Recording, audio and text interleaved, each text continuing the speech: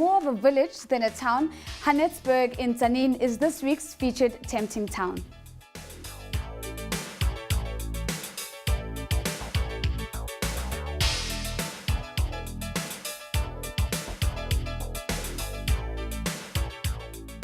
At the edge of the Great Escarpment is the village of Haenertsburg. Located in the Magoebaskloof Mountains, farming and tourism make up most of the economic activity in the area. For those interested in the history of the country, there's a great deal on offer.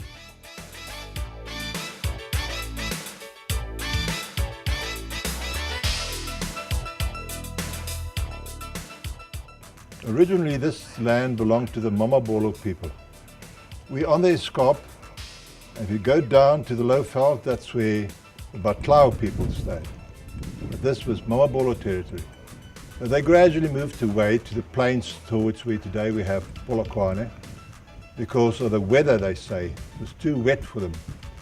And then in the 1860s, the first white people came, mainly because of the indigenous forests. They felled the nice old trees and cut it up in planks, and they took it to wherever it was needed, because that was the time when towns were founded in the Republic, the old South African Republic, and wagons were built and whatever it was needed for.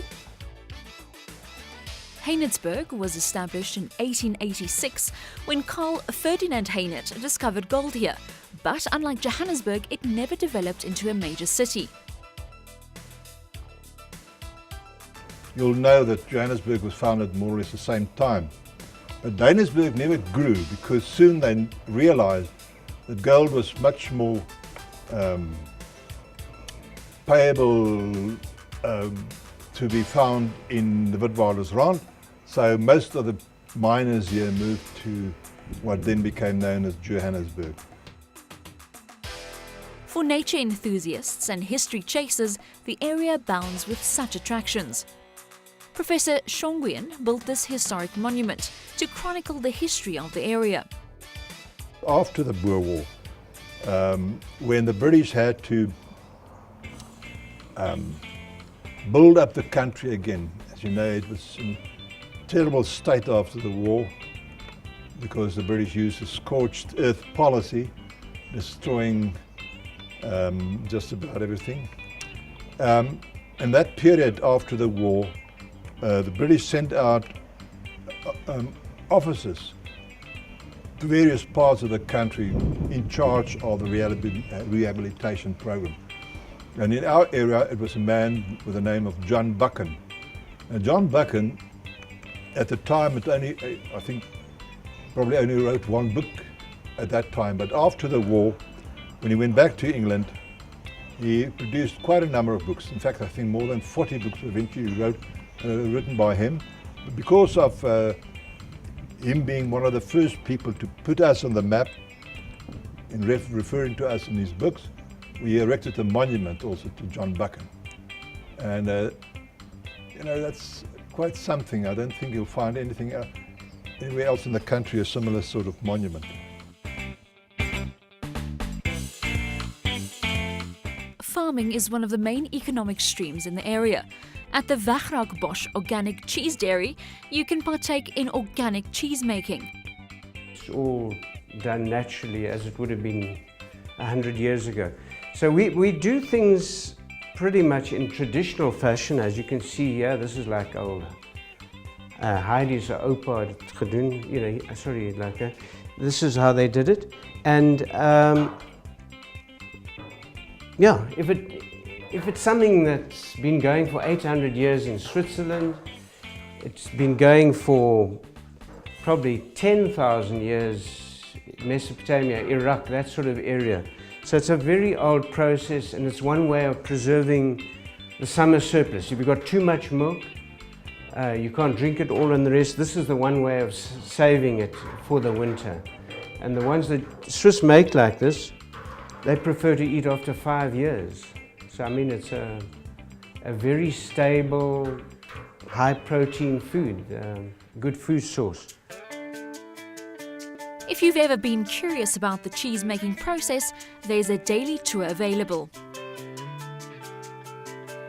People normally come here around about 10 o'clock, and then we take them through this whole process. We show them how the milk goes thick, what it tastes like, that it's not sour. Then we show them how we separate the curds and whey, and the curds are what are going to make the cheese, and the whey we give to pigs, calves, chickens.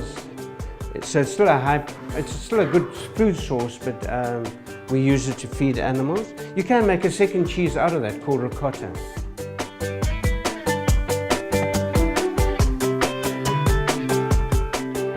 In the surrounding Magoebaskloof Mountains, adrenaline-seeking travellers will love the canopy tours. The Magoebaskloof Canopy Tour is part of a national franchise, Canopy Tour South Africa. So we started our canopy tour in 2009, just inspired by the absolute beauty of the Letaba River Gorge. That's what makes our canopy tour unique. A lot of the other canopy tours are named so because they go through the treetop canopy.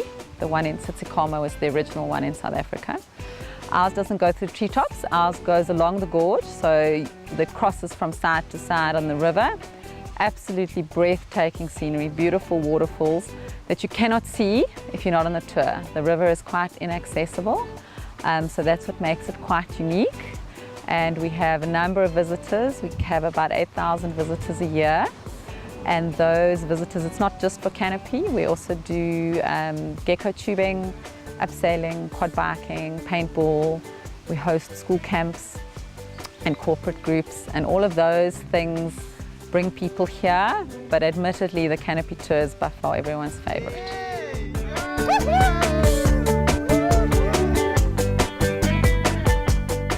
Another organic farm in the Magoebaskloof is the Koeistan. The farm was the dream of retired couple Scheherazade and Brett Hone. In 2001, we decided to buy a small holding in Magoebaskloof to retire from corporate life. So we bought this little gem, and we started developing it while we were still working at the corporate. We were corporate people, my husband and I. And then we resigned around about 2005, and then we came here permanently. And we started with various initiatives on the farm. It is an organic farm, and we keep everything natural. We initially planted about 750 avocado trees, and then in 2004 we planted 50 bare root raspberry canes. And one thing led to another, and we started a factory where we are producing a range of cordials which are fast becoming quite popular in South Africa. We actually export within South Africa to Cape Town our avocados to an organic distributor. And we also built some cottages, upmarket, self-catering cottages on the farm, which are very close to, well, actually adjacent to the Woodbush Indigenous Forest. A few years ago, the business operation of the farm was expanded to include a hospitality offering. Business is all farmlands. Magoebaskloof is all farmlands. Very few businesses in Haenertsburg village. You know, a couple of restaurants and that. It's not a metropolis. It's a very small place. We don't even have a traffic light in Haenertsburg because it's very, very small. But everybody is living quite naturally and not wasting a hell of a lot of resources, let's put it that way. We do have one of the top 10 cleanest air in the world because of no industry and massive forestry, whether it is man-planted trees and you know, the pine, or the vast indigenous forest, which is the second largest indigenous forest in the country after Neisner. Very few people actually know about it. Creating local employment is one of the driving factors behind this business initiative. My husband and I believe that we are put on this world, on this earth, to render a service. And we all have to look for what is that service that we are supposed to render. And at the end of the day, it's not all about us. It's about what we can do for others. So one of our main objectives is to create as many jobs as possible for the area. And even though we are looking at expansions of our little farm factory, we are not going to mechanize. So we are going to actually make it more labor intensive with all the fruit processing and everything, and have more people having a job, which we think that is maybe our contribution and maybe the secret of our success. Happy staff. If what you've seen so far has you planning your trip to the mountainous area, then the Cheerio Trout Fishing Holiday Resort is a highly recommended place to stay. I think the fact that it really caters for families and it's got lots of activities, as well as its beautiful setting. So you're really able to do anything, but at the same time, for the elderly couple who's looking for a lacquer breakaway, it's also great. Right next door to the famous Cheerio Gardens. So we get lots of visitors during spring and autumn who could just come to look at the flowers. So it really caters for everybody.